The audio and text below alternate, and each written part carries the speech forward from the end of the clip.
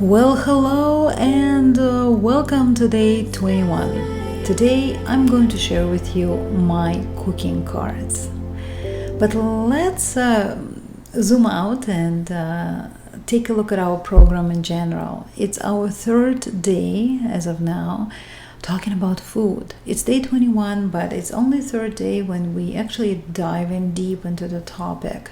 Day 19 was about not snacking, day 20 was about intermittent fasting, and today I just want to show you step by step process on how you plan your meals, how you implement healthy eating. And I think cooking cards, it's the very first step to do so.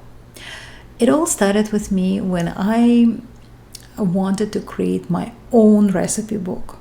As many other women out there, I'm a big sucker for cooking books. I just can't resist when I walk into Indigo and I see all these amazing editions of Mediterranean cooking, Provence cooking, Downton Abbey, legendary dinners. Many of them not so much about food, but it's really an inspiration. I would say 90% of these books is an inspiration and this kick in the butt, like, yeah, let's do something, let's create something amazing.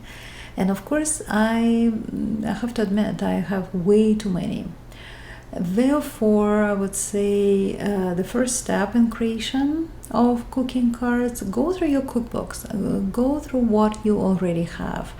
And if you have anything that no longer inspires you, no longer gives you this vibe, just toss it, just get rid of it.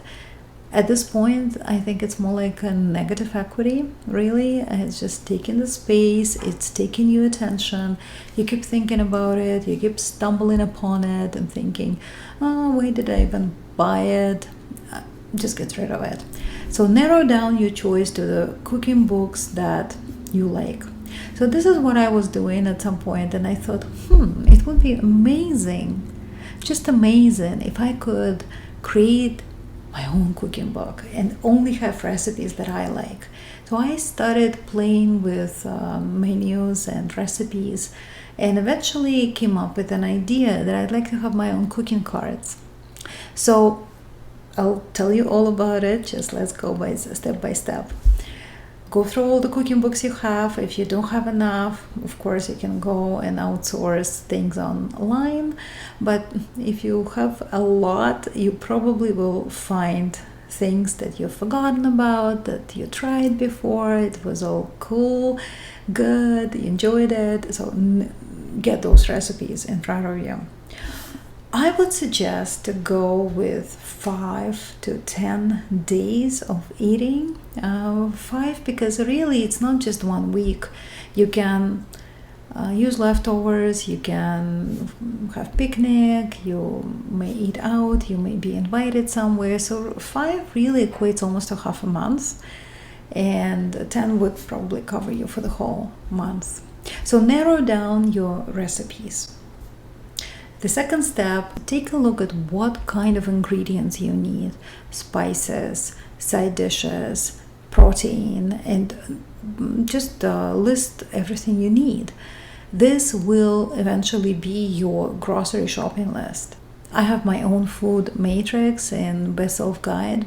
By all means, if you have a digital copy of it, you can just print a couple of those pages, and that will give you this visual grocery shopping list. When back in the days I took my food course with Rose Turcho at Whole Foods, I remember she gave us the list and she laminated the grocery shopping list for us. Still use it up to this point. And this list is not 100% applicable, but I still think it's a great idea to have your grocery shopping list laminated so you can check off the things, then wipe it and use it over and over again. So going through the cooking books, narrowing down the ones you love, the ones that inspire you, creating 5-10 meal ideas and going through the ingredients and creating your grocery shopping list. This is my cooking cards stand. It's at this point is a permanent fixture on my kitchen counter, and when I was thinking of creating my own book of recipes, I thought, okay, come on, this is a bit ridiculous. So I created the cards, and I'll just take random card. Day 9, entrée, organic free-range chicken marinated in smoked paprika, side dish spinach salted with garlic, and dessert homemade cashew cream. I like the gambling kind of aspect of having the cards, and sometimes when I don't know what to cook or I'm having the decision fatigue, I can just pull out the card and it does the job for me. And I read, okay, entree, pan-seared tuna steak with sesame seeds, grilled broccoli and with ginger on the side, and avocado chocolate pudding on as a dessert. So these are my cooking cards. I have this stand that I got from Winners, and the clip, I think it looks pretty stylish. It takes my decision-making anguish away. So if I don't know what to cook, I just can always go to those cooking cards. All right, so how do you create the cooking cards? I have a recipe binder, and everything I ever come across that I absolutely like, that works, that it's efficient, not very difficult, tasty, I stick to my binder, and I have the dividers that separate salad dishes, main dishes, soup, desserts, so it's all there. But I wanted the element of visuality, and that's why I like this stand very much. So how do you create cards? I like using Canva. You go on Canva and pick pick some menu templates.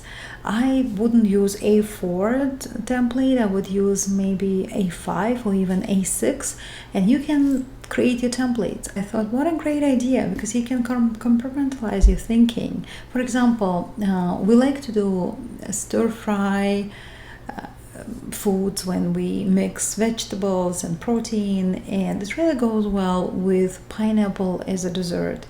And creation of cooking cards was providing me with a portal where I can just drop my ideas into something that would hold it. And eventually I came up with the cards that I have kind of matching desserts with entrees according to my taste. So Canva provided not just nice printouts for me, but also the process itself kind of helped me to organize all my thoughts into something visual.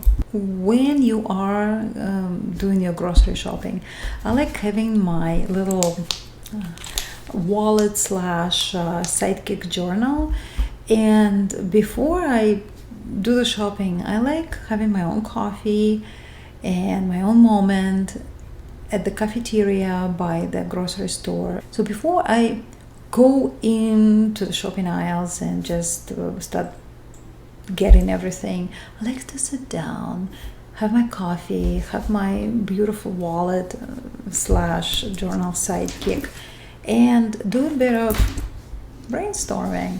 What is on sale? What is it that I already have in the fridge, in the pantry?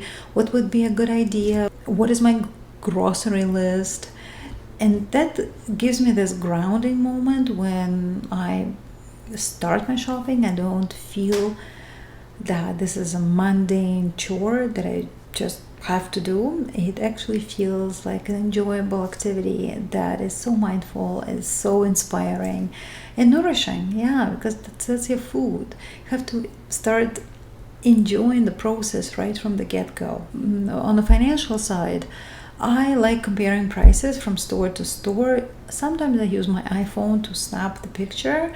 Sometimes I use my sidekick, and whatever is your choice. But please check your pricing at the cash register, because in my particular case, 2 out of 10, there are incorrect prices. A lot of stores have a policy: if the price is incorrect, usually not in your favor, obviously, they give you this very item for free, or they give you something like $10 credit. What I know is that Shoppers, Longus, I'm sure Loblaws, Sobeys are part of this program. Some private stores, they're not so much. But watching the prices and exercising your attention and brain will pay off. Not only it's a good activity to keep ourselves sane, but it's also will save you, in my case, about $50 every month by saying, oh, no, that's a different price. I remember it was different. And when you don't buy too much, it's actually easy to remember what is what. Also, it's good to practice your memory and your calculation skills, because that's again money in your pocket and a bit of satisfaction that, hey, I nailed that program, I did it well. And I'll see you in my next video. Bye for now.